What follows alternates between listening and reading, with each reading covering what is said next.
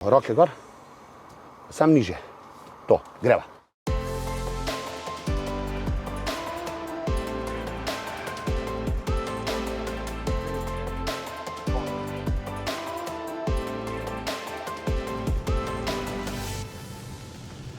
Dvesto 31 minut uporabnih čiščenih posnetkov so z našim snemalcem Davidom Šavljem letos poleti posnela na osvežitvenih vožnjah z inštruktorjem, ki jih je Zavarovalnica Triglav podarila slovenskim starejšim voznicam in voznikom. Seveda mi kolegi v uredništvu večkrat rečejo, da se da zgodbo pripraviti tudi bistveno hitreje, pa bolj enostavno. Ampak iskreno vam povem, da takšne zgodbe tudi mene zelo veliko naučijo, predvsem pa me obogatijo. Je pa na koncu seveda treba vso to množico momentov vendarle nekako urediti in tokrat sem vsebino razdelil v 5 vsebinskih sklopov. Hitrost, krožišča, pravilno krmiljenje, varnostna razdalja in pa distrakcije. No, na koncu pride pa dobra novica. Tako, dinamično, greva v zavoj. Posebno je bilo v tem, da dejansko nismo šli v cenitveno vožnjo, ker prej, ko smo delali to, so marsikjerega je bilo strah, a bi sploh naredil izpit za avto. Letos smo šli pa v osvežitveno vožnjo s tem namenom, da smo se mi z njimi pogovarjali. In ta pogovorni pristop je bil zelo toplo sprejet. Tudi takrat, ko so bile besede bolj ostre. Predlagam, da spoznamo Rafaela, prehitrega Rafaela.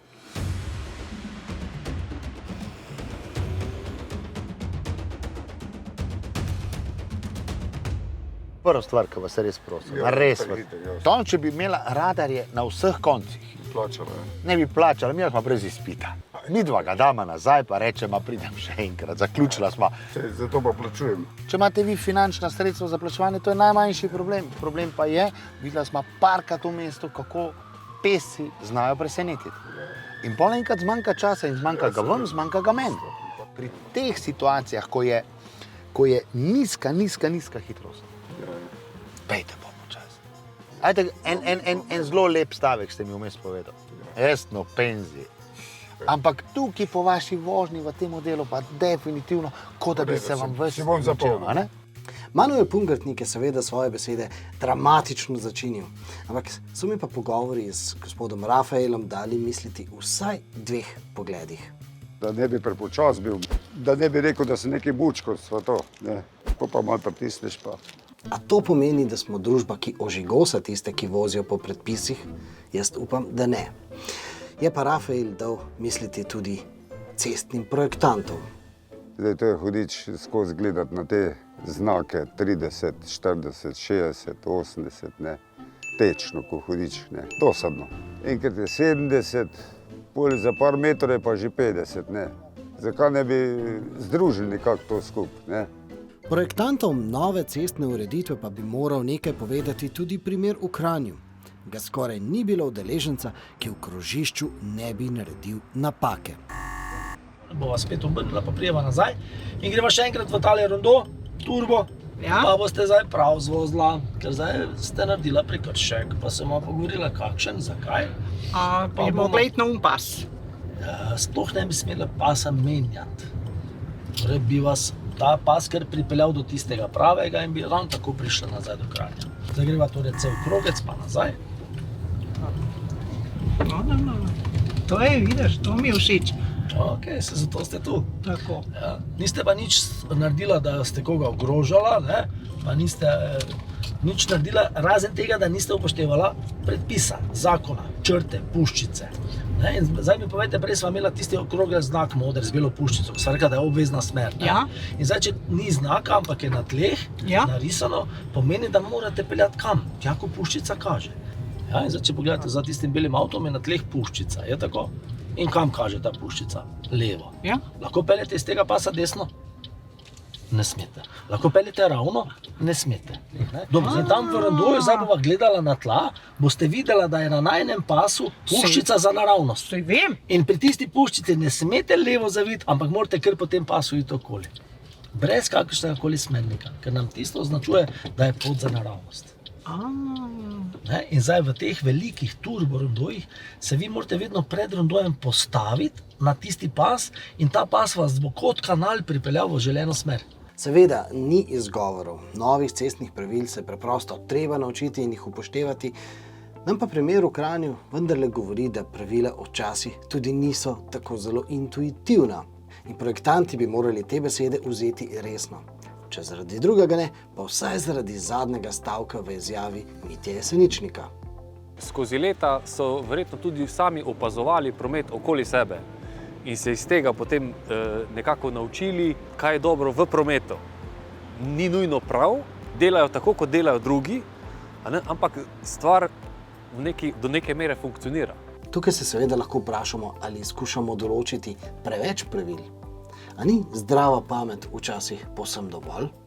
Kolesarske pa peš poti ob cesti, to je šele zdaj 5-10 let, če obstoja. In to za moje pojme najbolj nevaren, kar cesto zožiti, pa zarisati, aj pešica, aj kolesar in ne vem. Jaz sem se bolj varenega počutil peljati, če ne bo nič zarisanega. Ker moraš glih tako omogočiti pešco. No, sej tukaj smo zelo hitro dobili odgovor. Namreč zdrava pamet brez nekega sočutja v praksi žal ne funkcionira. Sem nekoga notri pustil, da je levo pred mano zavijal, zadaj že so na sirene, kaj stojiš. Tam pa vidiš, kaj je 6-7 avtomobilov, ali nišče se ne ustavi, pa če ga pustiš zadaj za tabo, so že nervozni. Starejši vozniki pa niso samo prehitri, ampak vsaj v eni prometni situaciji pa so pogosto tudi prepočasni. Če na koncu ni možnosti iti na levi pas, lahko nadaljujete po odstavnem pasu naravnost. Polna črta, ki vas vodi na vozni pas, je zarisana tam samo zato, da vas vodi, da je pač treba se razvrstiti. Ampak če ni prostora, če imate tovorna vozila na levi, lahko vi nadaljujete naravnost na odstavni pas, ne bo nič narobe.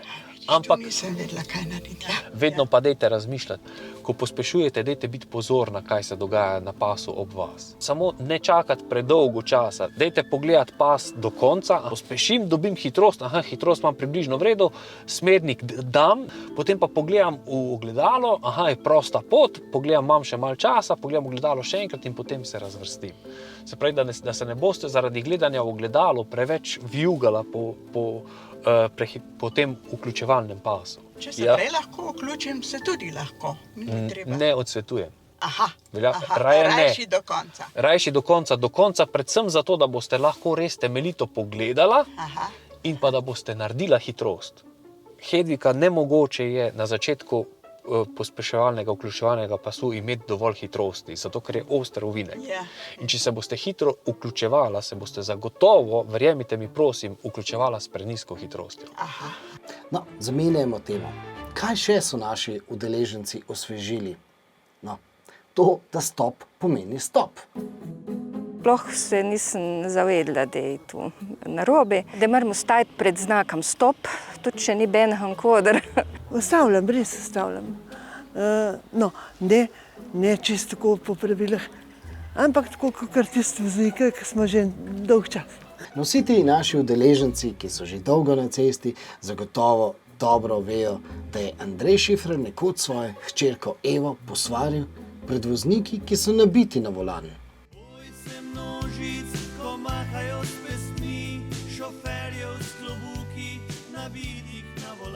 Takole vam paše sedeti. Paše ne. Zato, ker se vi celo pot, ker smo mi dva vozila, se vi dvigujete v sedežu. Ste vi? Ja. Ja, ampak zakaj se dvigujemo? Zato, ker je naklon preveč nazaj. Tukaj bi ga lahko malo poravnal, bolj naravno sedeti, pa boste lažje sedeli. Roke gor, sam niže. To, greva. Volan bi si še lahko mogoče celo malo ven postavil. Tele. Evo, poskusva zdaj, pa vzglavnik. Evo, to. No, kolegi inštruktorji so na poligonu na Vranskem kar hitro dokazali, da Andrej Šifrer nima prav. No, tako se pa Sliška v Jarek zapeljeva, a ne? Namreč naši udeleženci so šele takrat, ko so si pravilno nastavili volan, ustrezno krmili svoj avtomobil in seveda na ta način ostali na cesti. Ja, desna roka, ne? Desna, ne, je treba malo poriniti naprej, bi rekla. Če kolesa obrnem in so tukaj zdrsnila, a bojo tukaj manj drsela, če jih bom še bolj obrnil? Ne. In to se nam dogaja v prometu in to je največkrat najbolj osnovna napaka vseh nas voznikov. Ko pride do zdrsa, si želimo iti levo in takrat zavrtimo volan do konca v levo. Ampak avto tega ne more sprejeti. Če vam dam zelo plastičen primer. Peljete se s kolesom. Povejte mi, kdo od vas je v križišču se spomnil, da gre levo pa naredi to. A ne, tja grem. Ja, nobeden. Zakaj ne? Ker je kiper. V avtu pa ni. V avtu se pa da to narediti, ampak avto drsi naravno. Desna roka ne bo dominantna, zato ker gremo v levi zavoj. Kar pomeni, ko sedite v sedežu pravilno, potiskate volan in ko bo roka na tej strani, se pravi, ko boste v zavoju in bo prišlo do zdrsa, če boste volan rahlo poravnali, smo povečali radius vinka. In na podlagi tega, ker smo povečali radius vinka, bojo mogoče pnevmatike dobile oprijem. In ko avto zdrsne, ne bo pogled usmerjen v ovinek, odvzamemo plin, poravnamo. Nazaj v zavoj, poravnamo. In kaj bo najbolj zanimivo, da ko bom gledal na radar, bojo vaše hitrosti višje in druga zadeva je, ustali boste na cesti. No, čeprav te osvežitvene vožnje niso namenjene izključno zavarovancem Triglava, pa je bilo med udeleženci veliko tistih, ki redno uporabljajo aplikacijo Drive. Se pravi, tisto aplikacijo, ki spodbuja k defenzivni vožnji, se pravi tudi k gledanju daleč naprej, seveda zato, da potem ni treba zavirati na polno. Ampak žal pa je veliko teh udeležencev kar pozabilo, da v kritičnih situacijah pa je potrebno zavirati na polno. Se pravi, pozabiti na drive. Hitro stopiti na bremzo in držati, dokler se ne ustaviš. Kakor lahko, mislim, vso moč uporabiš. Pa še cela noga. Ja, zato, ker ste se ustrašili. Zato sem... je res tek nor, da bo stopil gor, se ne bo ustavil. No, inštruktorji so na poligonu dokazali tudi tisto, kar se je na cestah pokazalo kot resen problem. Namreč, da z leti očitno izgubimo tisti občutek, koliko varnostne razdalje pravzaprav potrebujemo. Pri svoji skupini sem videl pri dveh, ki sem se z njima pogovarjal, so zelo lepo jasno povedali, da sta bila prepričana, da se bosta ustavila. Da sta vseeno imela toliko varnostne razdalje, ker sta bila pripravljena, zato ker je bil fokus v temu, da sta vedela, da bo nekdo pred njimi kritično zaviral, pa jima to ni uspelo. Ja, pravijo, se moraš ustaviti. Pa če se težko ustaviš, je bum. Ja, tudi pol avtomobila je manjkalo, ne? Glih za glih je šlo, ne? Tako, ko smo tisto ustavljali, ne? Tako da kupona ne bo treba dati. Čok je bil pa, ko sem bil po avtomobila, na polovico njegovega prišel. To ni bilo dobro. Če pogledamo današnjo vajo varnostne razdalje, smo danes spodbujali voznike, da so bili res, bomo rekli, agresivni. Bili so na premehni ali prekratki varnostni razdalji, prav s temu namenom zato, da dokažemo, da če si na prekratki varnostni razdalji, se ne boš ustavil ne glede na sposobnosti. En trik je uporabil pri meni. Navodila so bila taka, da naj paralelno z njim vozimo in ko bo on stopil na bremzo, da tudi mi. In potem je on ves čas govoril, hitrej, dajmo še. In seveda, jaz sem na gas pritisnila. Mava to, super! Ali pa tudi ne to. In ko sem ga prehitela, sem potem šele zabremzala. Seveda so nekateri udeleženci rekli, da se ne vozim na tak način, je pa sigurno dejstvo, da če pogledamo naše ceste, v večini Slovenci vozimo na prekratkih varnostnih razdaljah in to je problem. Pri enemu od udeležencev se je zelo dobro pokazalo, ker je v zavoju pogledal samo v stosce in v tistem trenutku, seveda sem imel malo sreče, sem pritisnil na zavoro in se ni mogel ustaviti, zato ker je bil pač pogled drugam usmerjen. V prometu pa mi nismo 100%, tako kot smo bili danes na poligonu. In v prometu je ogromno distraktorjev in zdaj, če poveževa vse distraktorje, ki jih imamo v prometu, skupaj s prekratko varnostno razdaljo, je recept za katastrofo res idealen. Z omenjenimi distraktorji pa smo zdaj prišli do tegobe številka 1 pri starejših voznikih. Letos se je pokazalo še dosti bolj, da je ogromno pomeni distraktor, že naš pogovor z njimi. Pol urce, 20 minut, pa jim že tudi peša, koncentracija in vse. Letos sem imel prvo tako situacijo, ko sem do zadnjega čakal možakarja, ki je vitalen, ki je prevozil celo Evropo v rdečo luč z lahkoto. Desna kolona stoji, bo, ne bo, nimam zavore, ja, rdečo imava. Na prehodu sva se ustavila. Ops, celi šokantni je rekel, glej, kaj pomeni, ko sem jaz se s tabo pogovarjal, pa kam bova naslednjo peljala, kje je to, hitro se lahko karkoli zalomi. Koliko kolesarjev ste danes opazili? Ja, ne vem. Tamle v prvem semaforju, ko smo levo zavijala, ste se obadili z steklom. Steklo gor, steklo dol, vmes je pa zelena gorela. Še več pa je tistih živih motenj. Zla me moti radio, pa če so voznik preveč zgovoren, pa da mi daje kakšne napotke, take, kaj jih ne rabim. In kako je ime temu motilcu? Ja, soprog.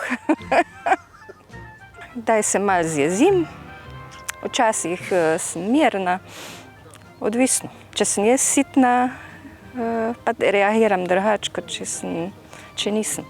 Rešitev je seveda povsem enostavna in Marija je uporabila tudi, ko je njen mož prišel poferbcat na Vransko, kaj se njegova žena v resnici uči. Rekla sem mu, da naj se malo umiri, in pa če ne, bo mogel izstopiti. Pa ni bilo treba. Ne, ni bilo treba. Žal pa z leti tudi tiste turistične, prijetne vožnje postanejo problem.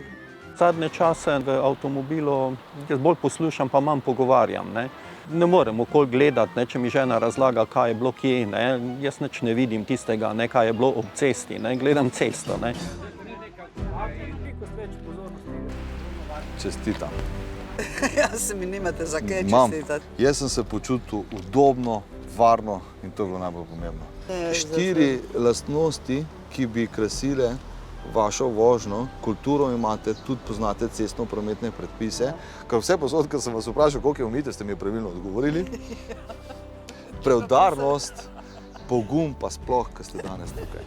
Še enkrat čestitam. Jo pa ne se hecati. Ne se ne hecam, prav resen sem. Evo, izvolite, to je za vas. Zavarovalnica Triglav te vožnje ponuja predvsem zato, da dviguje varnost na slovenskih cestah, ampak hkrati pa s temi vožnjami dela tudi analizo. In poglejmo si zdaj, kaj so pokazale letošnje osvežitvene vožnje. Čim bolj natančno smo želeli izmeriti tako njihovo samooceno, kako suvereni so kot vozniki pred in po vožnjah, in tudi njihovo realno napredek v znanju. Pri tem sta bili zanimivi dve stvari. Prvo je, da smo voznike povprašali, koliko stresa čutijo med vožnjo starejši vozniki. In pred prvimi vožnjami je bil nivo stresa ob vožnji zelo velik, tako so ga ocenili. Tekom voženj, ko so usvojili nekatere lekcije, ki jih spravljajo v zadrege, pa je bil ta nivo stresa med vožnjo bistveno nižji, kar je zelo dobro. Posebno pozornost smo pa namenili tudi tistim voznikom, ki so sebe ocenili kot zelo, zelo dobre, zelo, zelo varne, z ocenami 9, 10, skratka vozniki brez napak. Zanimivo je pa, da se je tekom voženj delež teh voznikov znižal. Iz tega lahko sklepamo, da jim njihove napake, ki jih sploh niso se zavedli, približamo na tak način, da so jih lahko sprejeli, da so jih lahko ponotranjili in so jih pripravljeni popraviti. In na začetku sem obljubil dobro novico, torej izvolite. Pa še ena dobra novica za tiste, ki so se prijavili na osvežitvene vožnje, pa v tem prvem delu niso bili izžrebani. Novembra, decembra in januarja bomo z vožnjami nadaljevali in na vožnje povabili še 500 voznikov. Še posebej pa osvežitveno vožnjo priporočamo vsem tistim voznikom, ki že zaznavate upadanje vozniških veščin. Zdaj, na kaj morate biti pozorni? No, to so nam povedali sogovorniki v vašem naslednjem videu.